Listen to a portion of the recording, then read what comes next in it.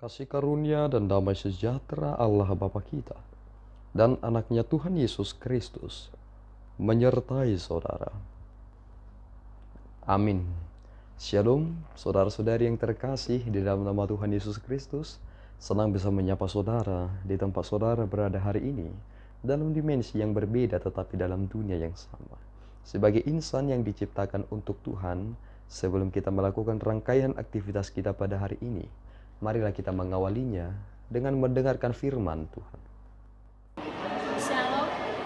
Firman kita hari ini tertulis di 1 Yohanes 2 ayat 29. Beginilah firman Tuhan. Jika kamu tahu bahwa Ia adalah benar, kamu harus tahu juga bahwa setiap orang yang berbuat kebenaran lahir daripadanya. Demikian firman Tuhan. Salam. Saudaraku yang terkasih, judul dari perikop kita pada pagi hari ini adalah anak-anak Allah. Bahwa ternyata perlu sekali pernyataan dalam status. Dan ketika kita dikatakan memiliki status sebagai anak-anak Allah, perlu sekali pernyataan yang benar-benar dapat terlihat dalam kehidupan ini.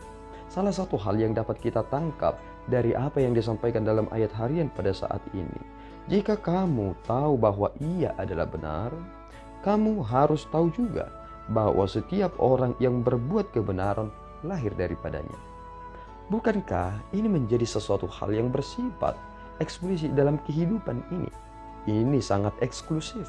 Mengapa demikian? Karena karena pohon akan dikenal dari buahnya.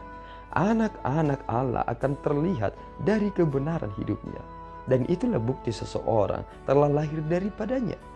Dan kelahiran kita di dalam Kristus, yakni oleh pekerjaan Roh Kudus, ternyata membawa kita kepada kebenaran itu. Karena untuk merujuk kepada kebenaran yang sesungguhnya harus berlandaskan dari firman Tuhan yang hidup itu. Jalannya adalah Kristus. Sehingga ketika kita ingin mengenal Allah Bapa, kita harus lewat dari Yesus Kristus. Dan untuk mengenal Yesus Kristus, kita harus belajar dari Alkitab. Dan untuk mengerti Alkitab, kita harus berasal atau digerakkan oleh Roh Kudus. Sehingga tidak boleh segala sesuatunya dilakukan dengan hal-hal yang bersifat parsial, tetapi harus menyeluruh. Itulah aspek kebenaran. Tetapi banyak sekali orang yang salah memahami bahwa ketika seseorang beragama itu hanya sebatas status.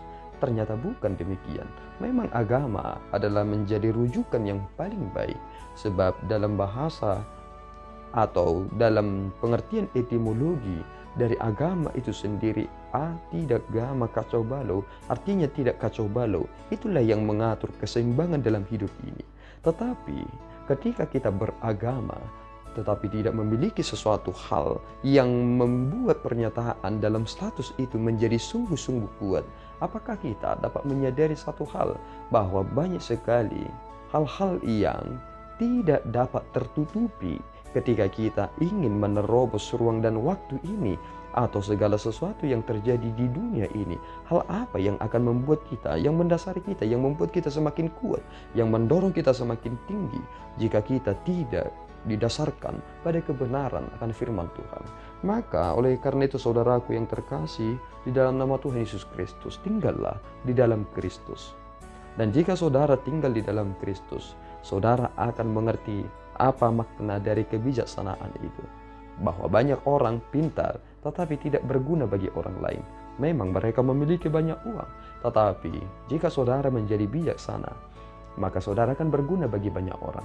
Itulah kebenarannya. Ketika Yesus Kristus mati, kematiannya adalah untuk semua orang yang telah diciptakan. Itulah kebenarannya.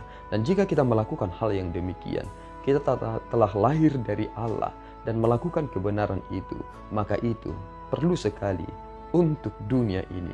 Karena kita adalah anak-anak terang Allah yang diberikan untuk dunia ini untuk berkarya dan membawa kebenaran itu lewat firman Tuhan yang hidup. Tuhan Yesus memberkati kita berdoa. Ya Allah Tuhan kami bersyukur atas berkat-Mu. Terima kasih ya Bapa atas firman yang boleh kami dengarkan hari ini.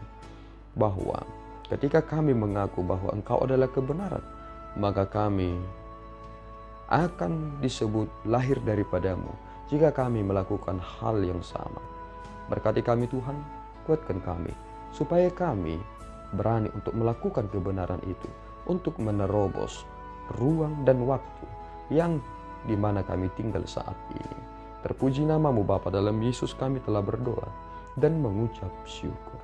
Anugerah Tuhan kita Yesus Kristus, kasih setia Allah Bapa, dan persekutuan Roh Kudus menyertai saudara.